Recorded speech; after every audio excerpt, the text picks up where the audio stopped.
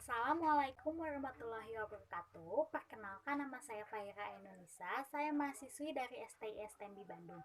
Di sini saya akan memaparkan materi pertemuan 2 sampai dengan 5 dari mata kuliah Pendidikan Agama 4. Di pertemuan kedua ada definisi dari syahadatain. Kata syahadatain merupakan masdar dari kata syahida, wajan fa'ila, yaf'alu fa'alatan. Fa'alatan itu artinya pekerjaan. Syahida artinya menyaksikan. Syahadatan artinya persaksian atau transaksi. Kata syahadatan yang berarti persaksian dalam Al-Quran surat Al-Baqarah ayat 283 yang artinya, dan janganlah kamu para saksi menyembunyikan persaksian. Terus syahadatain itu dibagi menjadi dua. Yang pertama ada menurut lughot atau bahasa. Itu dibagi lagi menjadi dua, ada makna mustarok dan makna muradif. Yang pertama, makna mustarok dalam Al-Quran memiliki arti yang berbeda-beda, yaitu menyaksikan, menyatukan, menghadirkan, mengakui, mengikuti, dan mengetahui. Terus ada makna muradif, memiliki suatu makna tetapi memiliki persamaan kata. Nah, yang pertama ada al-i'lan, proklamasi atau pernyataan. Terus ada al-qasam, yaitu sumpah. Terus yang ketiga ada ikrar atau pengakuan. Nah, terus yang kedua ada menurut syar'i. Syahadatain adalah suatu pernyataan yang diucapkan oleh lisan saat melaksanakan rukun syariat Islam yang pertama. Persaksian ini dilakukan ketika seseorang memasuki pintu gerbang Islam. Yang pertama ada ikatan atau akidah. Dalam Al-Quran, akidah adalah sangkutan. Terus dalam pengertian syar'i, akidah adalah iman atau keyakinan. Terus ada perjanjian. Perjanjian dalam Al-Quran berarti sumpah setia atau janji. Nah, terus ada kontrak sosial. Kontrak sosial adalah persetujuan antara makmum rakyat dengan imam pemimpin untuk melaksanakan sesuatu yang dianggap benar oleh kedua belah pihak. Nah, di pertemuan ketiga itu ada kedudukan syahadatain dalam syariat Islam. Syahadatain merupakan rukun Islam yang pertama. Syahadatain merupakan dasar dan asas bangunan Islam. Nah, syahadatain merupakan syariat Islam yang sangat menentukan syariat Islam selanjutnya seperti sholat, zakat, puasa, dan haji. Perwujudan al-wala dan al-bara. Kalimat la ilaha illallah terdiri dari dua pernyataan. Kalimat la ilaha selain menolak sesembahan selain Allah, sekaligus penolakan dan pencabutan loyalitas terhadap toghut, kemudian itu disebut al-bara. Kalimat ilallah adalah sikap menerima hanya Allah sebagai sesembahan, sekaligus juga menerima ikatan dan loyalitas kepada din atau sistem Allah. Inilah disebut al-wala. Tujuan akhir proses dakwah. Dakwah adalah suatu usaha untuk mengajak manusia ke dalam al-khair Islam.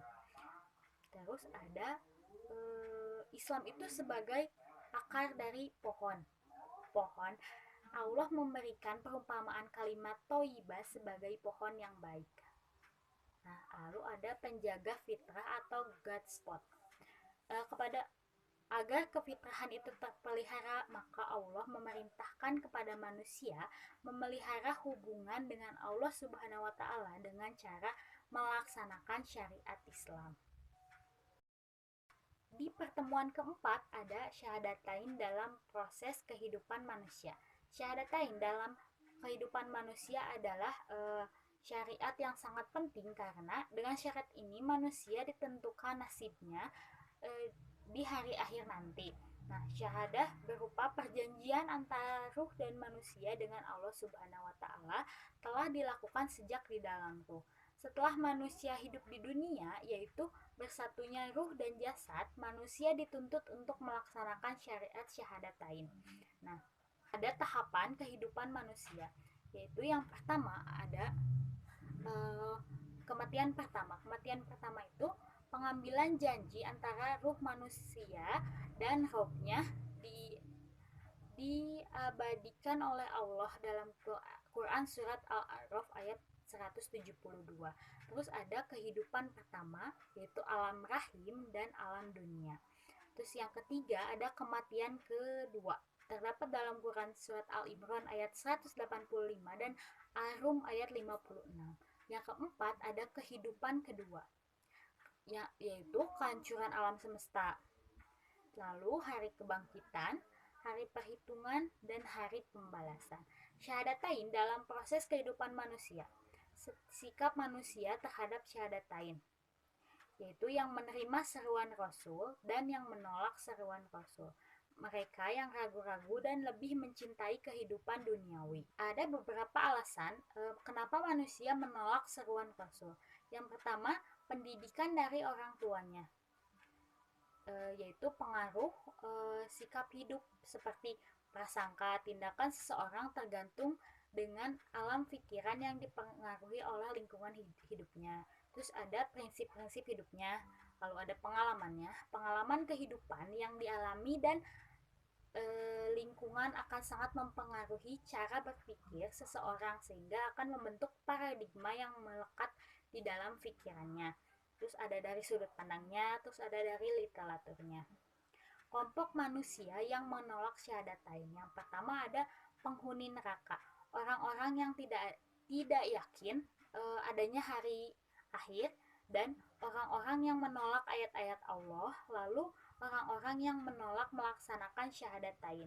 Terus yang kedua ada penghuni surga. Orang-orang yang yakin akan adanya kehidupan akhirat, orang-orang yang beriman kepada ayat-ayat Allah, lalu mereka yang menaati Allah dan Rasulnya. Di pertemuan kelima ada fungsi syahadatain.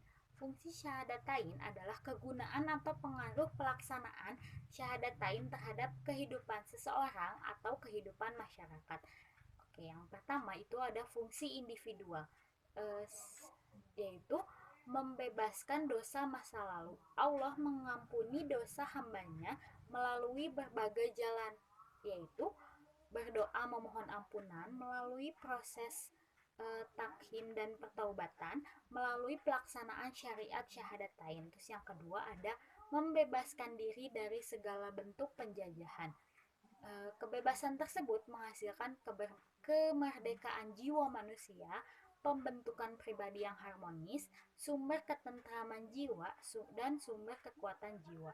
Nah, terus ada fungsi sosial.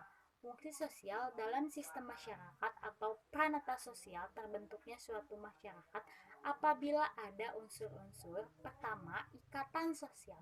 Ikatan sosial adalah bagian dari sistem nilai yang telah disepakati kebenarannya oleh sistem sosial. Syahadatain adalah pondasi al-Islam sebagai akidah dalam masyarakat muslim. Akidah itu kan artinya ikatan. Seseorang yang telah melaksanakan syariat syahadatain artinya dia telah mengikat diri dengan al-Islam. Syahadatain juga dapat berfungsi sebagai dasar ikatan persaudaraan ukhuwah sesama muslim, ukhuwah imaniyah. Karena setelah melaksanakan syahadatain sesama muslim akan saling terikat dengan kalimat perjanjian sumpah yang diucapkan. Terus ada transaksi sosial.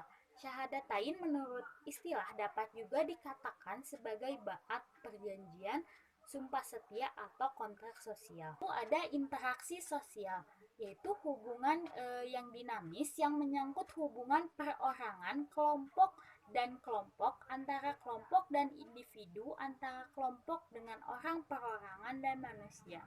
Di dalam kehidupan bermasyarakat, interaksi sosial antara kelompok atau antara perorangan terikat oleh aturan sistem. Terus yang terakhir ada fungsi sosial muslim.